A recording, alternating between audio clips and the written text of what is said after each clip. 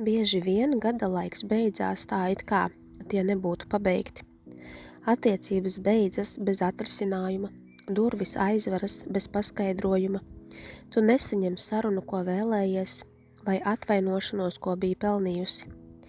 Tu sajutīsi to, kas varēja būt, kam vajadzēja būt, vai gandrīz bija. Tev būs jātiek galā ar neatrisinātiem jautājumiem, nožēlu, bēdām, lietām, ko tu varēji pateikt, vai ko vajadzēja darīt.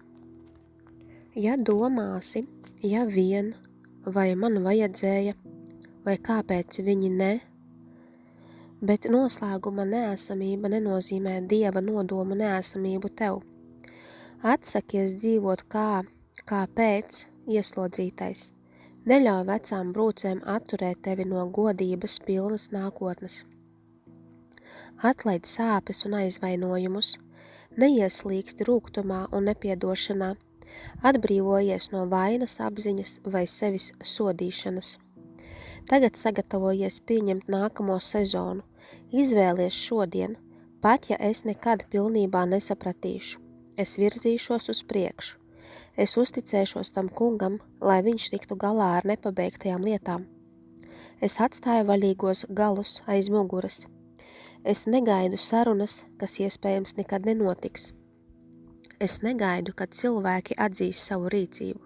Es neļaušu savai sirdī nocietināties.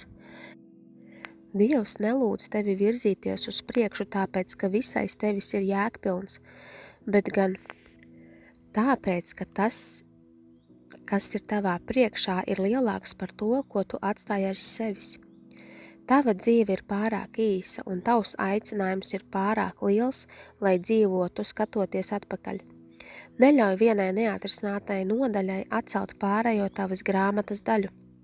Neļauj cilvēku klusumam apslāpēt tā kunga balsi. Izvēlies staigāt žēlastībā, nevis sūdzībā. Tavs Dievs spēj dziedināt, atjaunot, atlīdzināt, pabeigt to, ko citi atstāja nepabeigtu. Pasludini šodien, es redzēšu tā kunga labestību katrā savas dzīves nākotnes jomā un aspektā. Man nav jāgaida noslēgums.